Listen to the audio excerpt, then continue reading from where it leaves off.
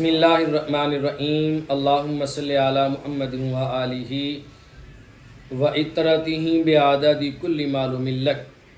سامعین و ناظرین، آج ہم گفتگو کریں گے سرکار مدینہ صلی اللہ علیہ وآلہ وسلم کے روضہ اطہر کی زیارت کی فضیلت پر کہ مصطفیٰ کریم علیہ الصلاۃ والسلام کے روضہ اطہر کی زیارت کی فضیلت کیا ہے۔ اگر کوئی شخص مجھ سے یہ سوال کرے کہ کائنات عالم کے اندر سب سے بڑی زیارت گاہ کون سی ہے، تو میں پورے وثوق کے ساتھ اور اپنے ایمان کے ساتھ یہ بات کہوں گا کہ کائنات عالم کے اندر تاجدار کائنات تاجدار مدینہ صلی اللہ علیہ وسلم کے روضہ اطہر سے بڑی زیارت کوئی نہیں۔ سب سے بڑی زیارت حضور علیہ السلام کا روضہ اطہر ہے، اور کعبۃ اللہ سے بھی افضل زیارت حضور علیہ السلام کا روضہ مقدس ہے۔ کیوں کہ حضور علیہ السلام خود کعبۃ اللہ سے افضل ہے، اس لیے آپ کے روضہ انور کی زیارت بھی کعبۃ اللہ کی زیارت سے افضل ہے۔ قرآن مجید میں اللہ تبارک و تعالیٰ نے اپنے محبوب صلی اللہ علیہ وآلہ وسلم کے روضہ مبارک کی زیارت اور حاضری کا حکم دیا۔ فرمایا وَلَوْ أَنَّهُمْ إِذْ ظَلَمُوا أَنفُسَهُمْ جَاءُوكَ فَاسْتَغْفَرُوا اللَّهَ وَاسْتَغْفَرَ لَهُمُ الرَّسُولُ لَوَجَدُوا اللَّهَ تَوَّابًا رَحِيمًا۔ اگر لوگ اپنی جانوں پر ظلم کر لیں اور ظلم کرنے کے بعد اے محبوب صلی اللہ علیہ وسلم آپ کے در دولت پر حاضر ہو جائیں اور آپ کے در دولت پر حاضری دے کر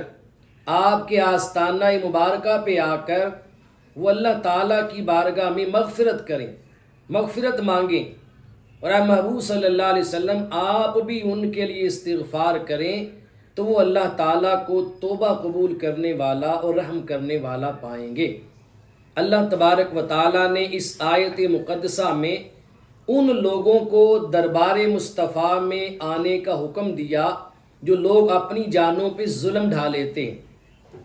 اپنی جانوں پر ظلم کرنے کے بعد اگر بخشش کی امید لینی ہے، اگر اللہ پاک کی بارگاہ میں رحم اور نجات کی بھیک مانگنی ہے، تو رب کائنات فرما رہا ہے وہ راستہ میرے محبوب کے در دولت پہ جاتا ہے۔ میرے محبوب کے روضے انور پہ جاؤ اور ان کے روضے کی زیارت بھی کرو اور وہاں کھڑے ہو کر مجھ سے بخشش بھی مانگو، پھر میرے محبوب بھی تمہارے لیے استغفار کر دیں تو اللہ تعالیٰ تم پہ رحم بھی فرمائے گا، تمہاری توبہ بھی قبول فرمائے گا۔ اور یہ بات میں زائرین مدینہ اور زائرین روضہ رسول صلی اللہ علیہ وسلم سے کہوں گا کہ جب آپ مدینہ طیبہ جانے کی نیت کریں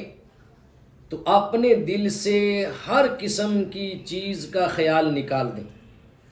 مدینہ طیبہ میں کوئی نیت لے کر نہ جائیں۔ مدینہ طیبہ سارا کا سارا پاک ہے، وہاں بہت ساری زیارات ہیں، مدینہ طیبہ میں بہت کچھ ہے، لیکن حضور علیہ الصلاۃ والسلام سے بڑھ کر کچھ نہیں۔ سب سے بڑے زیارت اور سب سے بڑا فخر ہمارے لیے حضور علیہ السلام کی ذات ہے، اس لیے مدینہ طیبہ جائیں تو صرف حضور علیہ السلام کے روضے کی زیارت اور ملاقات کی نیت لے کر جائیں، اس کے علاوہ کوئی اور نیت اپنے دل کے اندر نہ لے کر جائیں۔ وہاں جا کر سیر سپاٹے کی نیت، بازاروں میں گھومنے کی نیت، خرید و فروخت کی نیت، کوئی نیت لے کر نہ جائیں، صرف حضور کے روضے کی نیت کریں۔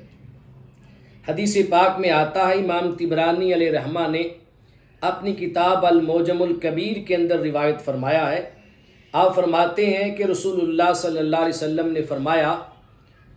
جو میری زیارت کو آئے اور سوائے میری زیارت کے اور کسی حاجت کے لیے نہ آئے، صرف میری زیارت کی نیت لے کر آتا ہے، اس بندے کا مجھ پر حق ہے۔ کیا حق ہے؟ فرمایا قیامت کے دن میں اس بندے کی شفاعت کروں گا اور شفاعت کر کے اس بندے کو جنت میں لے کر جاؤں گا، جو صرف میرے روضے کی نیت لے کر آئے بس۔ تو ہر حاجی کو، ہر معتمر کو، ہر زائر کو جاتے ہوئے صرف سرکار مدینہ کے روضہ اطہر کی زیارت کی نیت لے کر جانا چاہیے۔ دوسری حدیث پاک میں ہے جسے امام دار قطنی نے روایت کیا ہے، امام بہقی نے شعب الایمان کے اندر روایت کیا ہے، عبداللہ ابن عمر رضی اللہ تعالی عنہ اس حدیث پاک کے راوی ہیں۔ فرماتے ہیں حضور علیہ الصلاۃ والسلام نے فرمایا، من زار قبری وجبت لہو شفاعتی، جس بندے نے میرے روضہ انور کی زیارت کی اس بندے پر میری شفاعت واجب ہوگی۔ تیسری حدیث پاک میں آتا ہے، اور یہ حدیث پاک بھی امام دار قطنی نے روایت کی ہے، امام طبرانی نے روایت فرمائی ہے۔ فرمایا تاجدار مدینہ صلی اللہ علیہ وآلہ وسلم نے فرمایا، جس بندے نے حج کیا اور حج کرنے کے بعد وہ میرے روضے کی زیارت کے لیے آیا اور میرے روضے کی زیارت کی، وہ بندہ ایسے ہے جیسے اس بندے نے میری زندگی میں اور میری حیات کے اندر میری زیارت کی۔ یعنی حضور علیہ السلام نے اپنی روضے کی زیارت کو اپنی زیارت قرار دیا، تو کتنی خوش بختی ہے، کتنی فیروز بختی ہے اس بندے کی کہ جس بندے کو اللہ تبارک و تعالیٰ اپنے محبوب کے روضے کے دیدار کے لیے منتخب فرما لے۔ جسے اللہ یہ توفیق عطا فرما دے اسے تو خوشی سے جھوم جھوم جانا چاہیے کہ تاجدار مدینہ فرما رہے ہیں میرے روضے کی زیارت وہ میری زیارت ہے۔ حدیث نمبر 4 سماعت کیجئے، امام بہقی نے اس کو روایت کیا ہے، حضور علیہ الصلاۃ والسلام نے فرمایا، جس بندے نے میری وفات کے بعد میرے روضے کی زیارت کی گویا کہ اس بندے نے میری حیات میں میری زیارت کی ہے۔ اور جو بندہ حرمین شریفین میں آئے، مکہ میں یا مدینہ میں حرمین شریفین کو آتا ہے اور اس بندے کو وہاں موت آ جاتی ہے، تو فرمایا قیامت کے دن وہ بندہ امن والوں میں اٹھایا جائے گا۔ ایک اور حدیث پاک میں ہے، حدیث نمبر 5، حضور علیہ السلام نے فرمایا جو بندہ حج کرنے کے لیے آئے اور اس بندے کو موت آ جائے تو قیامت کی صبح تک فرشتے اس بندے کے لیے حج کا ثواب لکھتے رہیں گے۔ قیامت کی صبح تک وہ حاجی رہے گا، حج کا ثواب لکھا جاتا رہے گا۔ اور حدیث نمبر 6 میں جسے امام بہقی نے شعب الایمان کے اندر روایت کیا، سیدنا عمر فاروق رضی اللہ تعالی عنہ سے روایت ہے،